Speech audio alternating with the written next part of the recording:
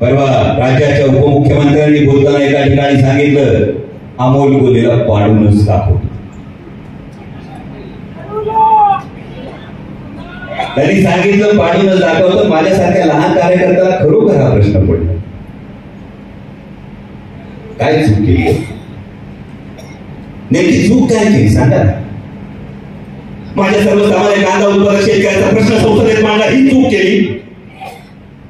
बिबट्याच्या संदर्भातला प्रश्न संसदेत मांडला, ही चूक केली. कुठलीच राजकीय पार्श्वभूमी नसताना सर्वसामान्य कुटुंबातला एक पोरगा त्या आदरणीय पवार साहेबांच्या आशीर्वादाने देशाच्या संसदेत जातो आणि 3 वेळा संसदेचा पुरस्कार मिळवतो. तो माझ्या सर्वसामान्य शिरूर लोकसभेच्या मतदारांना अर्पण करतो, ही चूक केली. की स्वाभिमान गहाण टाकला नाही, ही चूक केली. स्वार्थासाठी सरपटायला सांगत होता, ताठ मानेनं चालण्याचा आदरणीय छत्रपती शिवाजी महाराजांच्या संस्कारानं ताठ मानेनं चालणं पसंत केलं, ही चूक केली. आणि म्हणून एवढीच विनंती, फार मोठे नेते आहात आपण, आणि जर तुमची मर्दुमकीच दाखवायची असेल तर सर्वसाधारण एका मध्यमवर्गीय शेतकऱ्याच्या पोराला पाडण्यात कसली आली मर्दुमकी? मर्दुमकी दाखवायची असेल तर सांगा ना, दिल्लीच्या सरकारला कांद्याची निर्यात बंदी उठवून दाखवा.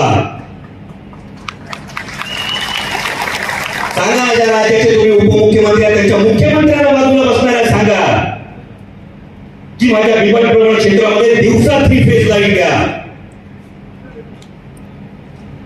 सांगा ना तुमच्या मंत्रिमंडळाला सांगा, जसं केरळचं राज्य आपत्ती क्षेत्र राज्य आपत्ती घोषित करतं त्या पद्धतीनं जुन्नर विभागामध्ये राज्य आपत्ती घोषित करा आणि बिबट्याच्या त्रासापासून आम्हाला सवलत द्या, आमच्या दुधाला भाव द्या. जर मर्दुमकी असेल तर हे करून दाखवा. पण पाडापाडी आणि दमदारी वारकरी संप्रदायाची लोक आहोत. ज्ञानोबा माऊलीने जगद्गुरु तुकाराम महाराजांनी आत्मभान दिलंय, प्रेमानं जग जिंकता येतं हे सांगितलंय. आणि त्या आत्मभान जागलेल्या या मराठी माणसामध्ये छत्रपती शिवाजी महाराजांनी छत्रपती संभाजी महाराजांनी स्वाभिमान भरलाय.